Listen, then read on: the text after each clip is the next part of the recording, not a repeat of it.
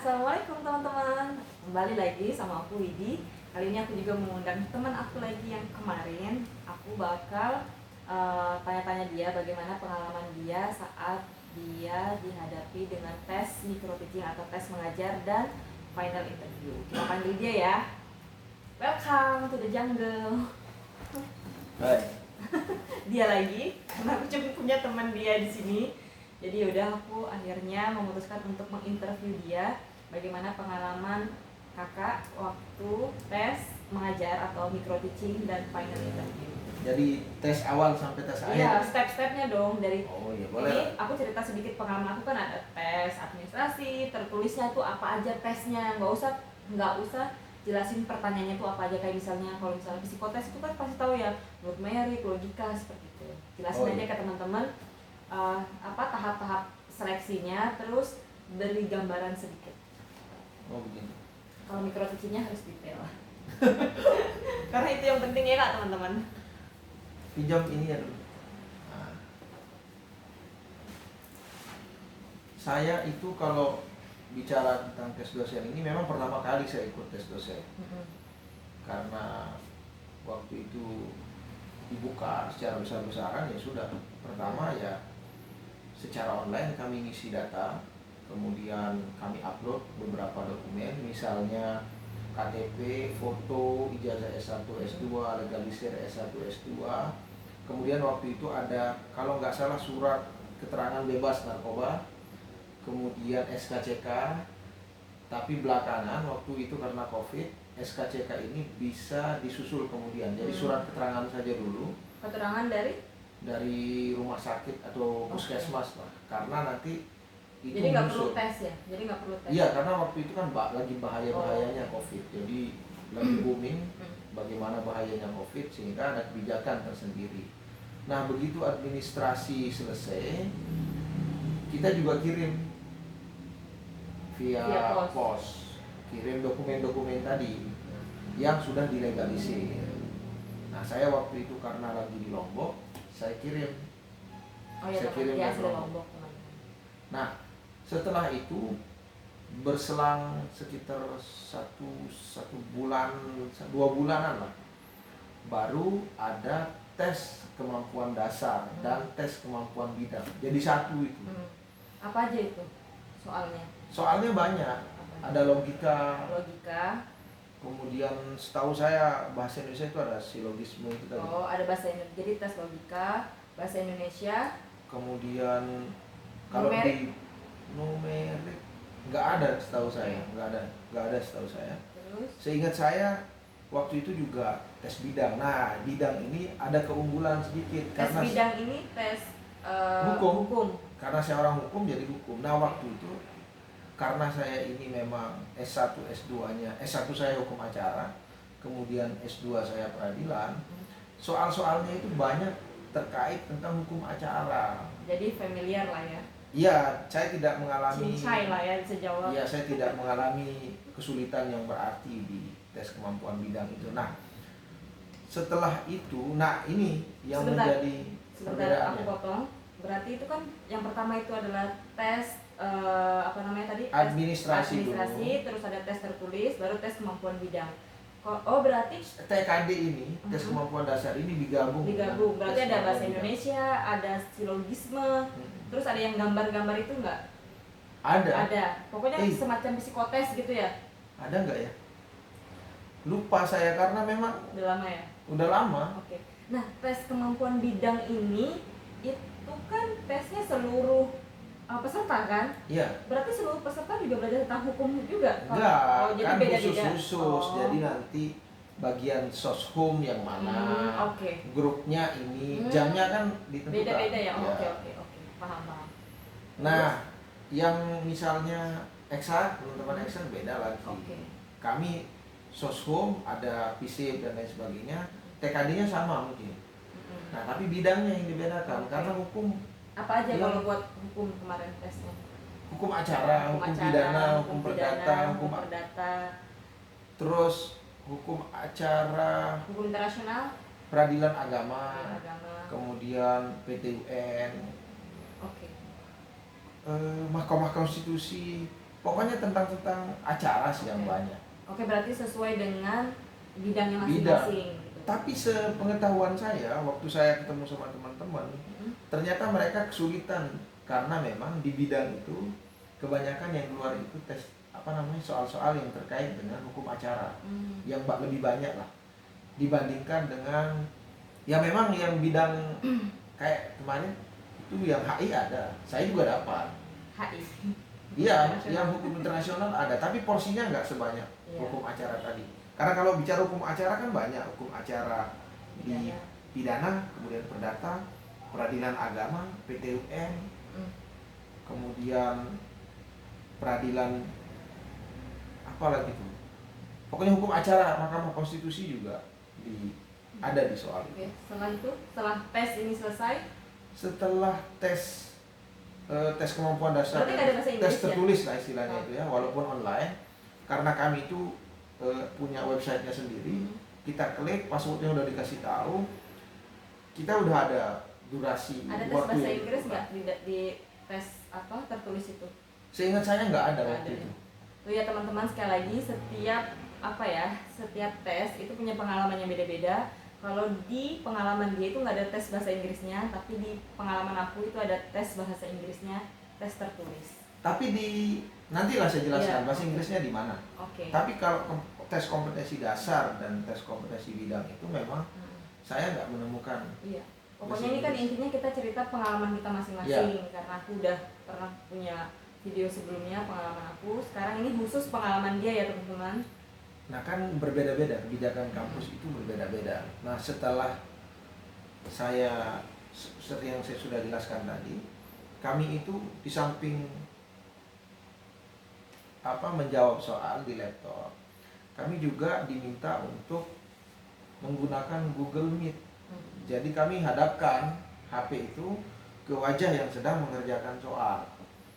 Nah sebelumnya juga kami diminta untuk kasih lihat depan, samping, kiri, samping, kanan, diarahkan sama IT-nya supaya terhindar dari hal-hal negatif kayak kita nyontek, kemudian ada orang yang bantu dan lain sebagainya. Jadi itu wajar sih karena online. Nah setelah itu selang beberapa lama hanya diumumkan dulu.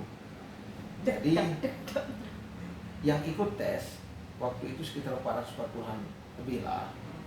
Nah yang dinyatakan lulus ke tahap selanjutnya itu sekitar 125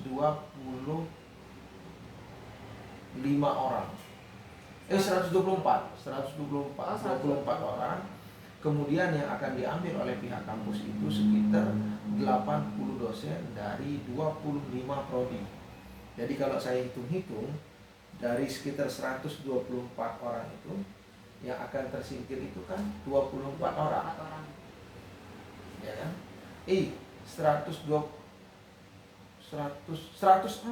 bukan 124. Nah, yang akan tersingkir sekitar 24 karena yang akan diambil adalah 80 dosen. Nah, setelah itu saya dinyatakan sebagai salah satu yang lolos ke seleksi tahap selanjutnya, yakni tes mengajar dan wawancara. Nah tapi begini, jadi waktu diumumkan itu, jadi pengumuman itu bunyinya adalah di samping melihat hasil tes kami, yang tes kompetensi dasar dan bidang tadi, portofolionya juga dilihat yang berhak ke tahap selanjutnya ini.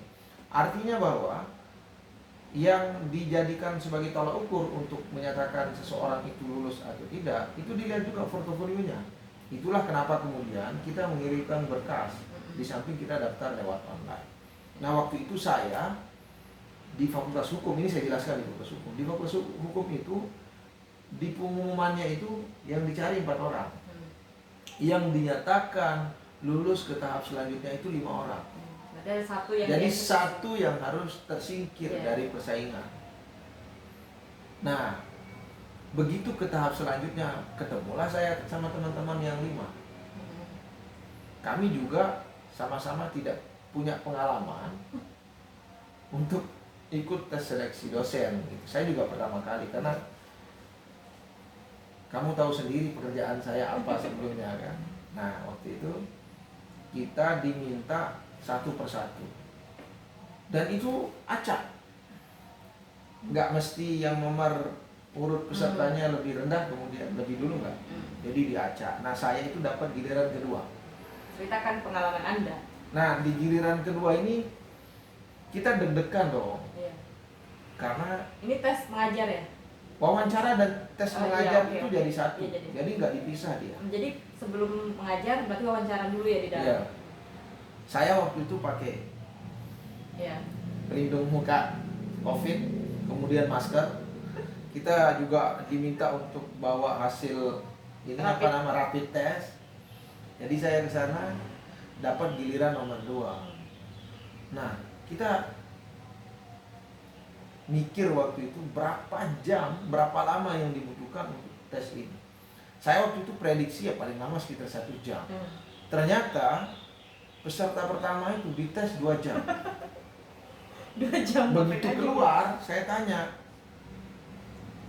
yang ditanyakan apa saja? Jawabnya simpel, dilarang ngasih tahu sama tim penguji. Waduh, saya bilang kan. Karena kan dalam pikiran saya, jangan sampai lama karena asik, kemudian jadi pertimbangan, bisa jadi lebih cepat karena dianggap tidak kompeten gitu. Dan di pikiran kita seperti itu. Ternyata begitu saya masuk, saya pun dites 2 jam. Dan teman-teman yang lain juga ada 2 jam. Jadi pertama itu diwawancara, ditanyakan dulu masalah latar belakang keluarga, lulus di mana, kemudian komitmennya seperti apa, kenapa kemudian menjadi dosen, semua ditanyakan. Bisa kasih tahu teman-teman apa aja yang ditanyakan? Komitmen, Ya, kenapa mau jadi seorang dosen? Iya, itu pasti ditanyakan kalau itu, karena Terus ini kan apa? pekerjaan mengenai dosen, ditanya dulu kenapa Anda menjadi dosen, kemudian ya itu latar belakang lah, kemudian latar belakang keluarga dulu, latar belakang keluarga dulu yang ditanya. Nah saya waktu itu ya jawab latar belakang keluarga, kemudian pengalaman juga kuliah S1 S2 ditanyakan lagi berdasarkan portofolio itu. Nah ada beberapa hal yang ditanyakan dan memang menjadi kebijakan dari pihak kampus, apalagi kampus saya itu. Nah, tapi setidaknya saya kasih gambaran bahwa yang ditanyakan itu tentang Tridharma Perguruan Tinggi. Apa saja yang kita pernah lakukan? Apa aja sih Tridharma Perguruan Tinggi? Yang pertama itu ditanya tentang pengajaran, pendidikan gitu ya. Pengajaran dan pendidikan. Kedua, kemudian penelitian. Ketiga, pengabdian kepada masyarakat. Ini 3 poin ini adalah Tridharma. Itu yang ditanyakan. Universitas yang kita harus pahami, harus tahu karena di setiap wawancara itu pasti akan ditanyakan. Betul. Nah, saya waktu itu juga karena nggak ada pengalaman, saya juga nanya-nanya ke teman-teman saya yang terlebih dahulu menjadi dosen. Saya tanya, kemudian saya juga browsing di internet. Pertanyaan-pertanyaan umum lah, dimanapun kalau itu. Kalau jadi ini, jadi itu pasti ditanya. Iya. Tapi ada beberapa hal yang memang menjadi kebijakan khusus dari kampus bersangkutan. Tapi saya nggak bisa ceritakan karena memang komitmen saya ke kampus. Nggak boleh. Tapi secara umum gambarannya adalah kita ditanyakan tentang penelitian pengabdian masyarakat dan pengajaran tadi. Apa saja dari 3 Tridharma tinggi, Tridharma Perguruan Tinggi ini yang pernah kita lakukan, itu benar-benar dicecar gitu loh. Ditanya sampai detail banget.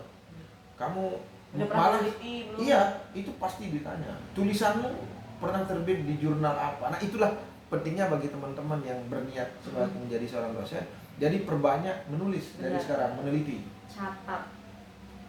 Perbanyak karena itu menjadi salah satu tolak ukur yang paling berperan sebenarnya. Iya, karena kalau dosen ya. Iya, karena nanti kita itu bisa di samping menggambarkan potensi diri kita, jadi kampus juga kita juga punya kontribusi untuk membesarkan kampus. Jadi kalau penelitian kita banyak, kemudian dibaca oleh orang banyak, saya kira nilai positifnya juga akan ke kampus. Ini juga yang dikejar. Sejauh mana komitmen kita ke depan untuk menulis atau meneliti itu tadi. Jadi di samping memang menjadi tanggung jawab kepada diri sendiri, karena kan kalau jadi dosen itu kita harus tetap mengembangkan diri, tetap belajar. Tetap mau nggak mau, suka tidak suka, karena itu kebutuhan kita sebagai seorang pendidik gitu loh. Nah itu yang memang harus terpenuhi. Poin itu saya juga nanya ke dosen saya telepon dosen saya tanya, sebenarnya kalau kita mau jadi dosen, hal yang paling sering ditanyakan itu apa, dan yang bisa berpengaruh besar terhadap dipilihnya atau tidak. Salah satunya itu, kalau kamu, katanya dosen saya, kalau kamu pernah menulis, itu akan menjadi nilai positif, nilai tambah kamu yang besar kalau pengen jadi dosen. Akhirnya saya juga, karena kebetulan saya ada penelitian dengan salah satu dosen, guru besar di kampus saya sebelumnya. Jadi saya sampaikan itu kepada mereka bahwa saya sudah meneliti dan sedang meneliti. Nah, tinggal dipublish di jurnal Scopus. Waktu itu saya sampaikan. Scopus. Jadi saya sampaikan jurnal nasional aja susah teman-teman, apalagi Scopus. Itu pesan dari dosen saya, dosen yang memang ajak saya untuk meneliti, sampaikan saja itu, karena itu bisa menjadi nilai positif bagi kamu. Jadi saya sampaikan itu ke depan penguji. Nah setelah itu, setelah dicecar, di akhir wawancara, di 20-15 menit terakhir itu, kita diminta untuk praktek mengajar. Nah, di praktek mengajar ya teman-teman. Di praktek mengajar itu, ini pengalaman saya ya, dan berdasarkan dari pengalaman dari teman-teman saya tanya apa yang harus disiapkan. Satu, sebenarnya yang harus disiapkan itu adalah materi yang paling kita kuasai, sehingga ketika kita nyampaikan itu di depan penguji, kita merasa nyaman dan enjoy. Betul. Nah jadi kita harus benar-benar memahami materi yang kita akan praktekkan, sampaikan di praktek pengajar. Kemudian yang kedua, jangan lupa belajar bahasa Inggris. Iya, karena rata-rata memang bahasa Inggris ini juga menjadi salah satu kebutuhan khusus yang harus dimiliki oleh pengajar, apalagi di era milenial begini. Terus? Nah saya ini waktu itu agak grogi sedikit di bahasa Inggris. Di semua sebenarnya, karena waktu itu saya juga pakai link gitu lah, Share itu ya. Jadi kita juga pakai mic. Kan ini susah kan? Jadi di sana kayak kurang nyaman lah. Beda dengan kita luasa, apalagi saya pakai masker juga kan waktu itu. Nah, saya juga mempersiapkan bahan di PowerPoint itu sebenarnya mungkin. Jadi seperti kita ini memang benar-benar siap untuk melakukan tes itu. Jadi jangan buat, jangan kita anggap para juri itu sebagai mahasiswa. Dan tipsnya satu juga, jangan lupa, karena ini bagian dari sikap etika itu. Nah sebelum kita menjelaskan, kita sampaikan bahwa kita akan menganggap penguji itu sebagai mahasiswa di depan kita. Jadi kalau maaf ya. Iya, jadi kita kalau menggunakan bahasa yang terkesan mengajar atau yang kita biasa akan sampaikan ke orang yang lebih muda atau memang kepada mahasiswa, ya kita kasih tahu dulu. Walaupun mereka juga paham gitu. Tapi baiknya seperti itu, karena attitude itu juga penting. Nah saya juga waktu itu sampaikan itu. Nah di pertengahan praktek mengajar diminta untuk menjelaskan dengan bahasa Inggris. Nah poinnya di sini adalah jangan sampai teman-teman itu nggak siap. Bener. Jadi kalau Anda nggak bisa, ya bilang nggak bisa. Kalau misalnya nggak bisa bahasa Inggris, ya karena kan nggak mungkin waktu yang sedikit kemudian mau lancar berbahasa Inggris, nggak bisa. Jadi lebih baik teman-teman tuh persiapkan kayak dua versi gitu ya, versi bahasa Indonesia dan versi bahasa Inggris. Tapi nggak semua kampus itu pakai ada tes bahasa Inggrisnya, nggak semua kampus. Ini pengalaman kita aja. Jadi waktu tes bahasa Inggris ya lumayan grogi lah. Tapi ya sampaikan aja. Masalah kita dianggap layak dan tidak untuk urusan berbahasa itu serahkan dia, karena kita punya keterbatasan. Tapi menurut saya memang sebagai dosen di era milenial ini harus memiliki kemampuan berbahasa, terutama bahasa Inggris, karena ini nanti ke depan dosen-dosen ini juga, saya khususnya waktu dia diminta waktu pengukuhan itu diminta untuk kuliah di luar negeri malah. Jadi kita itu didukung untuk kuliah di luar negeri. Jadi akan diberikan support yang maksimal oleh kampus, izin dan lain sebagainya. Nah itu artinya bahwa memang kemampuan berbahasa ini sangat penting. penting. Jadi jangan dianggap enteng. Kalau misalnya teman-teman mau menjadi seorang dosen nantinya ke depan, ya dipersiapkan. Dan saya coba lihat di beberapa uraian tulisan dari teman-teman di internet itu juga memang selalu ada bahasa Inggris. Selalu ada ke sebagian besar, sebagian besar. Terus? Jadi alhamdulillah saya tidak mengalami kesulitan yang berarti pada waktu itu, dan kalau saya sudah memaksimalkan kemampuan sendiri, kemudian apapun hasilnya, jangan lupa terus doa ya. Nah, untuk menenangkan diri ini juga tips untuk menenangkan diri. Untuk menenangkan diri biar untuk menenangkan diri. Yang pertama itu ya tadi itu. Pertama kita harus benar-benar siapkan secara matang lah, kemampuan kita itu udah nggak diragukan lagi terkait dengan materi yang akan kita sampaikan. Yang kedua adalah hubungi orang tua sebelumnya. Jadi telepon orang tua minta doa supaya lebih ditenangkan. Tenang itu. Saya juga tenang. 2 jam itu begitu saya keluar, saya serasa 15 menit. Saya sadar. Karena siap juga kan. Iya, saya sadar kalau saya sadar kalau saya itu udah 2 jam di dalam ruangan itu setelah teman yang ngasih tahu. Kamu kok lama sekali? Yuk, saya tes berapa lama, saya bilang. Kamu juga 2 jam. Wah, ternyata begitu kita nikmati proses itu, maka dia akan terasa singkat. Sebenarnya itu.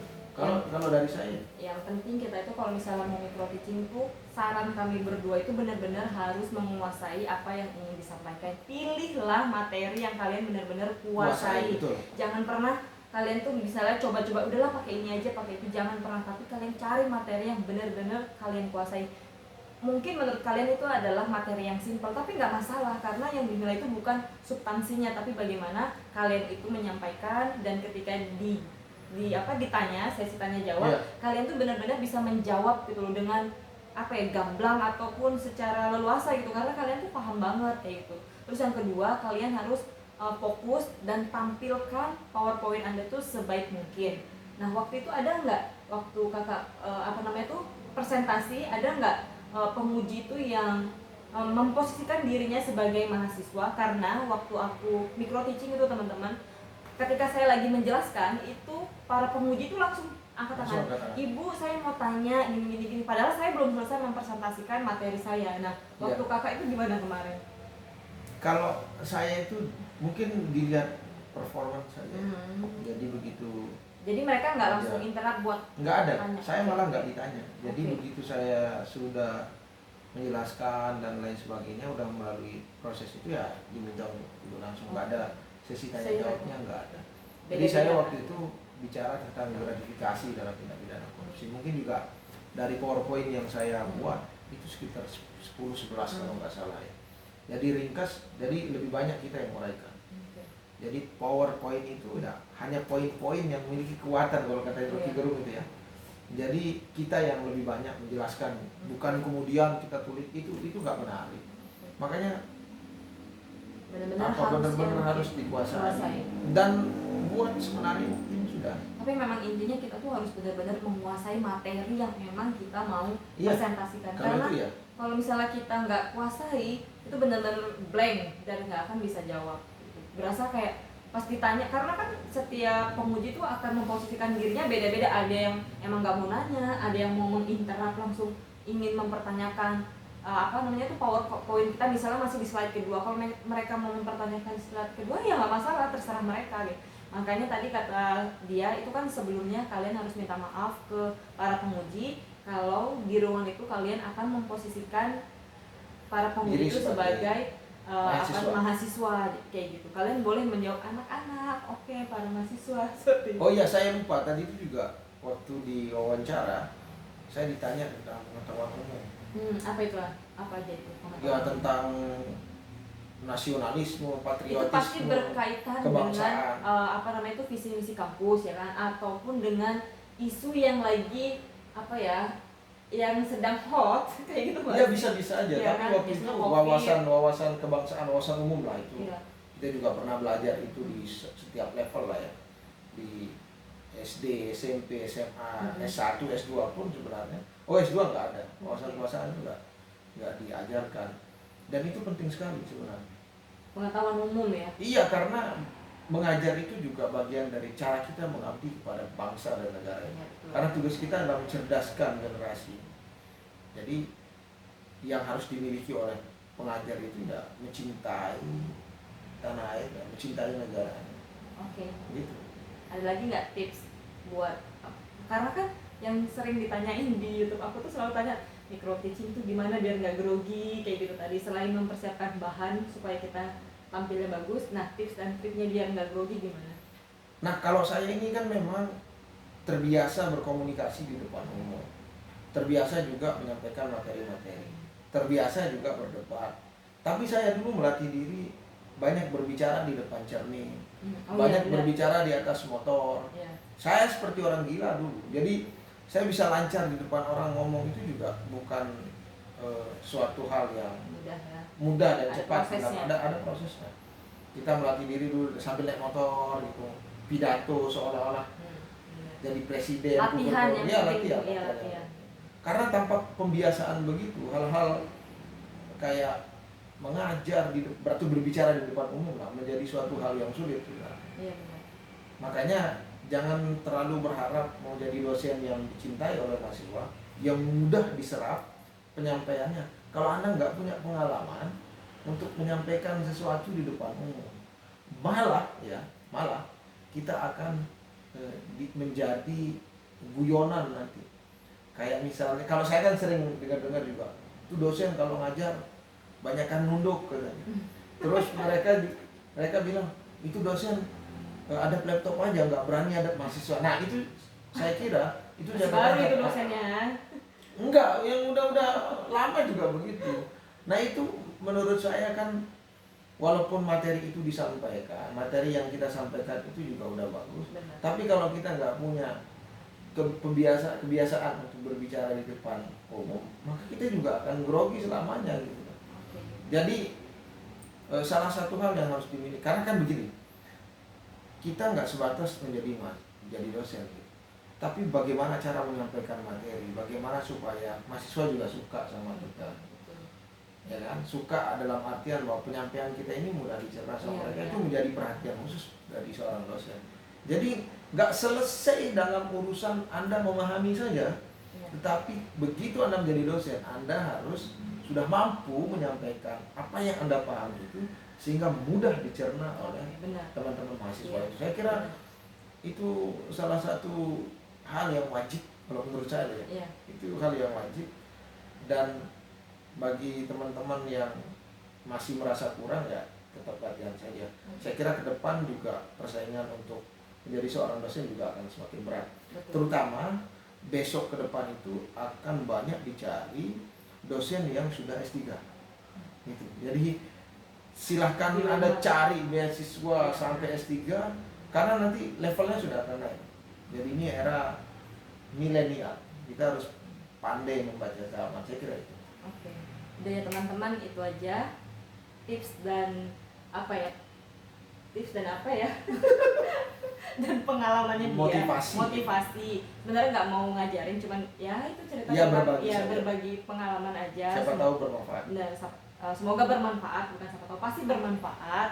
Semoga bermanfaat buat teman-teman.